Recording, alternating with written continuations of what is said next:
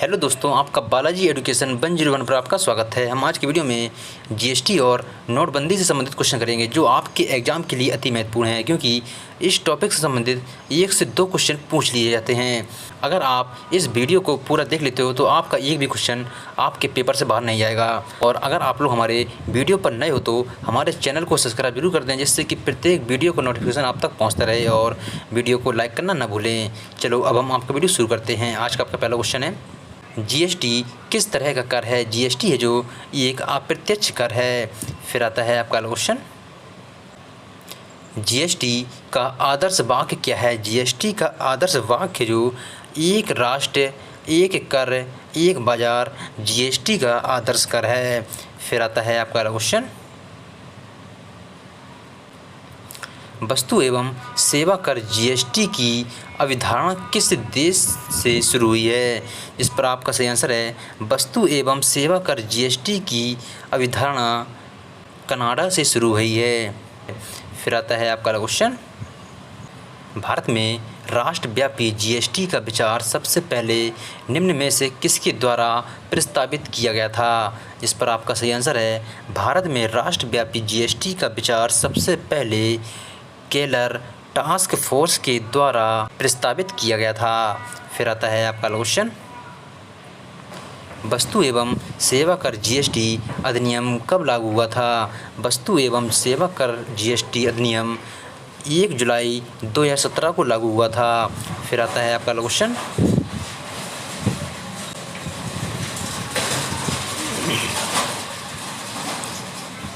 GST का तात्पर्य क्या है? जीएसटी का तात्पर्य है जो वस्तु एवं सेवा कर है।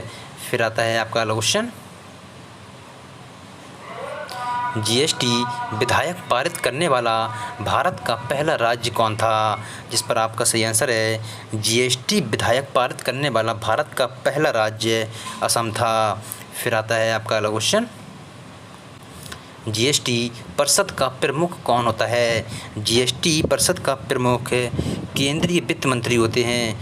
वर्तमान में भारत के केंद्रीय वित्त मंत्री कौन है? निर्मला सीतारमण हैं।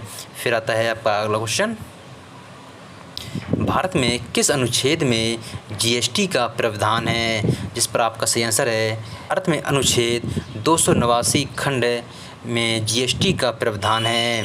फिर आता है आपका क्वेश्चन, 1946 में जिन करेंसी नोटों को बाहर किया गया था वे कौन थे? 1946 में जिन करेंसी नोटों को बाहर किया गया वे 1000 और 10,000 के नोट थे। फिर आता है आपका क्वेश्चन, वर्ष 1916 में नोटबंदी के दौरान आरबीआई के गवर्नर कौन थे? जिस पर आपका सही आंसर है, वर्ष 2016 के नोटबंदी के दौरान आरबीआई के गवर्नर थे जो उर्जित पटेल थे। कौन थे? उर्जित पटेल थे। फिर आता है आपका क्वेश्चन, जीएसटी परिषद की बैठकों में केंद्र सरकार के वोट का महत्व है। जिस पर आपका सही आंसर है, डाले गए वोटों का 1/3 केंद्र सरकार के वोट का महत्व है। फिर आता है आपका क्वेश्चन, 2016 में की गई नोटबंदी में किस मूल की मुद्रा को चलन से बाहर कर दिया गया था? जिस पर आपका सही आंसर है, 2016 में की गई नोटबंदी में 500 और 1000 की मुद्रा को चलन से बाहर कर दिया गया था। उस समय प्रधानमंत्री नरेंद्र मोदी थे। फिर आता है आपका क्वेश्चन, नोटबंदी भारत सरकार द्वारा कब की गई थी? नोटबंदी भारत सरकार के द्वारा 8 नवंबर 2016 को की गई थी। फिर आता है आपका क्वेश्चन, किस संविधान संशोधन अधिनियम के रूप में जीएसटी पारित हुआ है? इस पर आपका सही आंसर है, 101 संविधान संशोधन अधिनियम के रूप में जीएसटी पारित हुआ है। फिर आता है आपका क्वेश्चन, जीएसटी लागू करने वाला दुनिया का पहला देश कौन सा था? जीएसटी लागू करने वाला दुनिया का पहला देश फ्रांस था। फिर आता है आपका क्वेश्चन,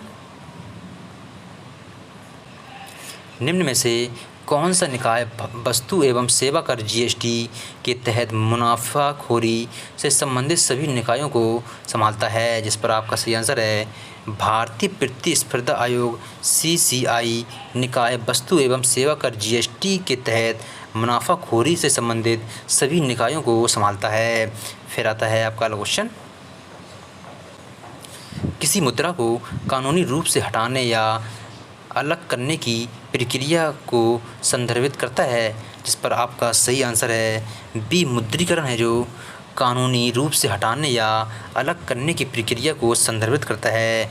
विमुद्रीकरण को नोटबंदी भी कहते हैं। फिर आता है आपका क्वेश्चन,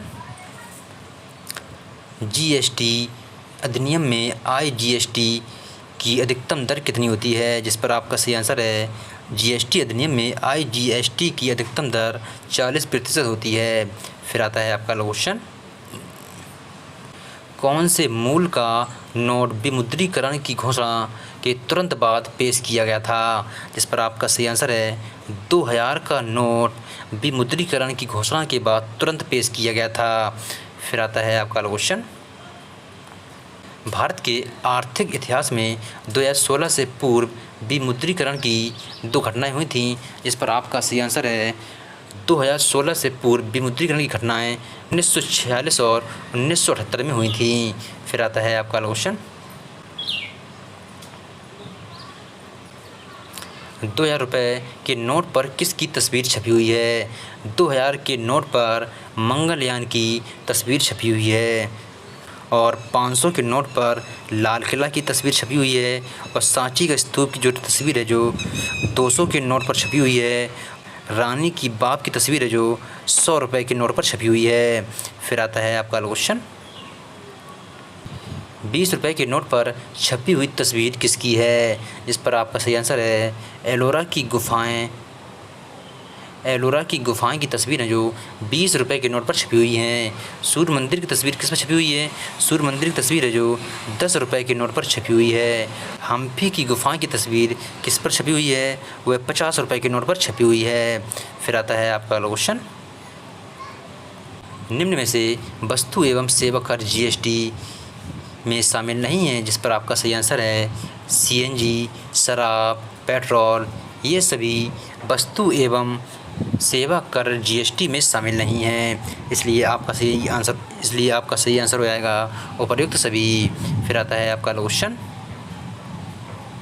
निम्न में से कौन सा कथन GST के बारे में सही नहीं है, इस पर आपका सही आंसर है ये भारत में कर ढांचे को एकीकृत करता है।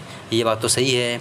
पूरे देश में GST 1 जुलाई 2017 को लागू हुआ था, ये भी बात सही है। GST एक अंतिम बिंदु पर लगाया जाने वाला रिटेल टैक्स की तरह है। इस कर को उपभोक्ता से वसूला जाता है, ये भी बात सही है।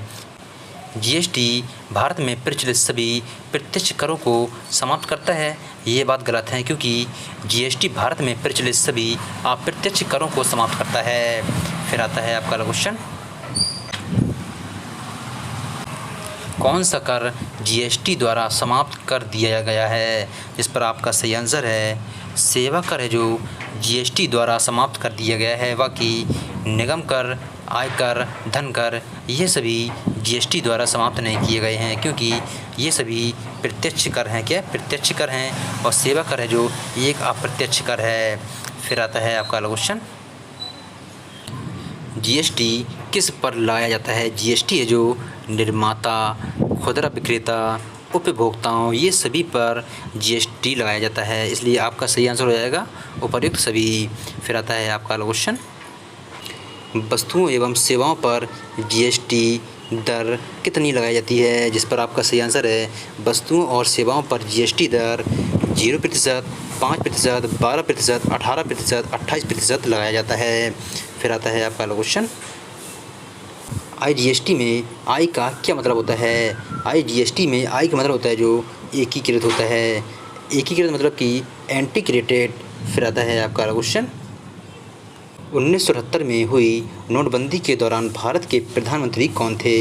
इस पर आपका सही आंसर है 1978 में हुई नोटबंदी के दौरान भारत के प्रधानमंत्री मोरारजी देसाई थे। फिर आता है आपका क्वेश्चन, 2016 में विमुद्रीकरण का उद्देश्य क्या था?